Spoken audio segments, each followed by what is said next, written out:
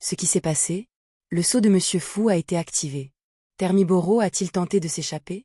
Les pensées de Lumian s'affrontèrent. Cependant, en réfléchissant, il commença à sentir que quelque chose n'allait pas. La lumière du soleil filtrait à travers les rideaux tirés, projetant une pénombre sur la chambre 207. À première vue, il n'y avait rien d'inhabituel, comme si quelqu'un avait dormi trop longtemps jusqu'à ce que le soleil soit haut dans le ciel. Mais Lumian était différent. Il réinitialisait son corps et son état mental chaque matin, se réveillant naturellement à 6 heures du matin. C'était déjà l'automne et Trèves n'a vu les premières lumières qu'à 7 heures du matin.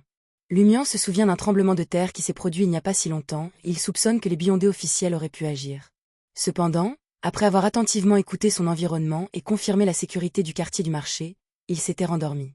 Il était encore tard dans la nuit. Soit Thermiboro s'est échappé et je ne suis plus affecté par le pouvoir de l'habitant du cercle, soit il y a eu une anomalie dans le quartier du marché. Lumian s'est accroupi doucement, s'appuyant contre le bureau à côté du lit. Il souleva prudemment un coin du rideau. Ce qu'il voyait était une scène quotidienne familière, mais bientôt, Lumian remarqua des silhouettes floues flottant dans les airs, émettant une faible et étrange lueur. Ces personnages avaient des visages différents, mais ils partageaient tous une raideur, un vide, une froideur et un détachement troublant. Ils ressemblaient quelque peu aux cadavres corrompus de Bouvard et à Gabriel transformé en monstre. C'était comme s'ils pouvaient à tout moment disparaître dans les crevasses de l'espace, regardant la réalité avec froideur et impartialité. Les monstres du chemin de l'auberge ont envahi Trèves? Mais où sont les pouvoirs protecteurs de Trèves? Cela ne semble pas très fort. Cela ressemble plus à un produit de la corruption. Il a observé attentivement et a remarqué que les vendeurs ambulants et les piétons semblaient également un peu vides, comme s'ils avaient eux aussi été touchés. Combiné avec l'anomalie du temps et le soleil couchant, Lumian a rapidement deviné la situation. Je ne suis pas dans le vrai quartier du marché. J'ai été entraîné dans un monde étrange, soupçonné d'être l'auberge. C'est la raison pour laquelle le sceau de Monsieur Fou a été activé. Lumian relâcha la prise de sa main droite, permettant au rideau de retomber doucement contre le mur, isolant à nouveau l'intérieur de l'extérieur.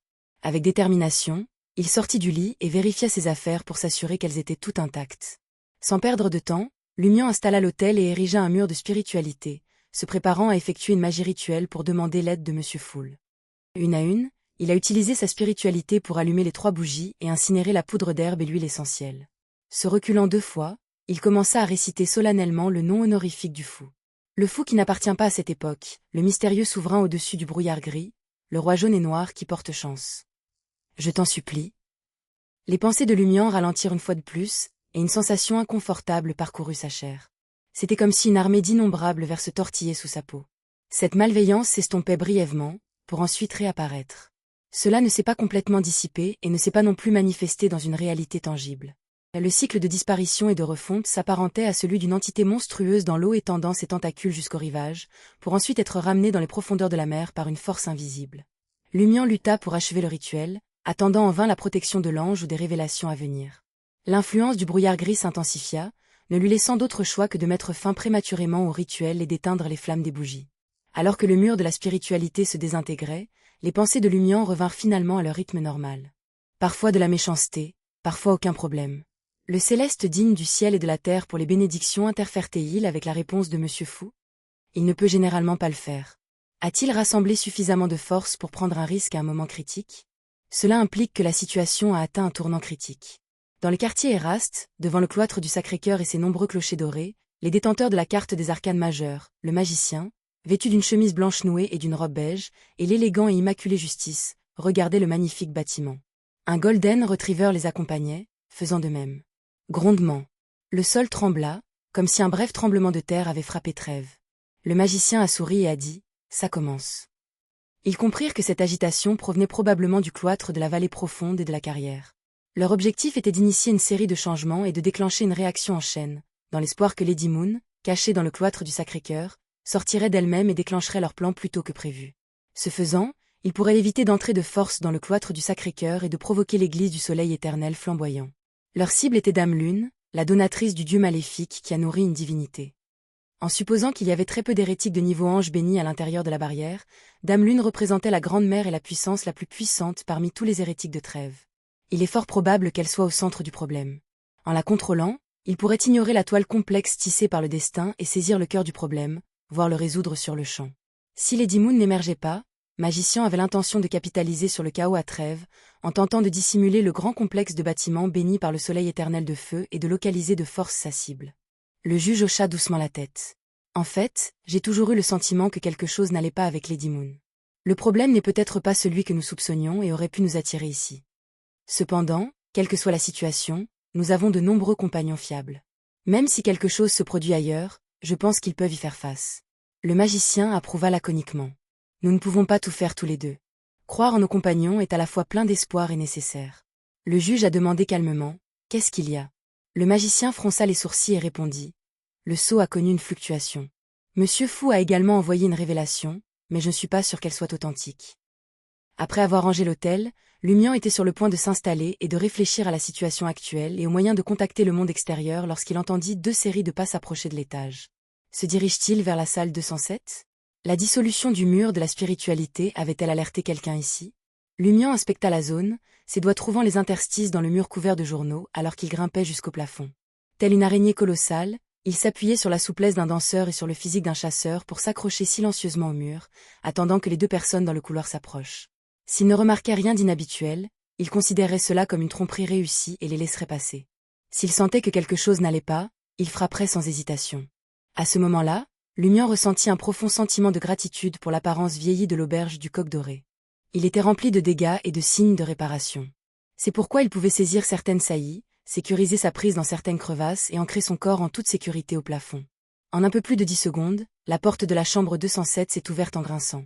Les yeux de Lumian se concentraient sur la racine des cheveux et le front de Gabriel, ainsi que sur les lunettes à monture noire perchées sur l'arête de son nez. Derrière le dramaturge se tenait Séraphine, mannequin vêtue d'une robe bleu lac, dégageant une aura de détachement. C'est bien l'auberge. Même si Lumian ne pouvait pas comprendre pourquoi il s'était inexplicablement retrouvé à l'auberge, il ressentait toujours une montée d'excitation malgré ses nerfs tendus. Désormais, tant qu'il parvenait à tromper Séraphine et les autres, à établir une connexion avec le monde extérieur et à demander de l'aide, il y avait de l'espoir de résoudre le problème. Gabriel fit 2 pas à l'intérieur et s'arrêta. Il scruta la pièce et dit à Séraphine, « Pas de problème ici. » Séraphine reconnut laconiquement ses paroles et commença à inspecter les autres pièces. Gabriel suivit le modèle de près, s'assurant de fermer la porte de la chambre 207 derrière lui. Après être monté du 2e étage, Lumian a relâché son emprise sur le plafond et a atterri doucement sur le sol. Il tira une chaise, la retourna et s'assit, se penchant en arrière tout en gardant son regard fixé sur la porte. Après quelques minutes, des pas approchèrent du 3e étage. Lumian resta immobile, sans surprise alors qu'il regardait la porte en bois s'ouvrir doucement. La silhouette de Gabriel est apparue. « Pourquoi es-tu entré ?» demanda le dramaturge, désormais un monstre à l'expression légèrement vide, avec une note d'inquiétude rationnelle. Lumian rit. « J'aimerais le savoir aussi. » Gabriel entra tranquillement dans la pièce, fermant la porte derrière lui. Il était vêtu d'une chemise blanche, d'une veste sombre, d'un pantalon noir et de chaussures en cuir sans bretelles, son visage montrant des signes de douleur. « Quitte cet endroit le plus vite possible. Je perds le contrôle.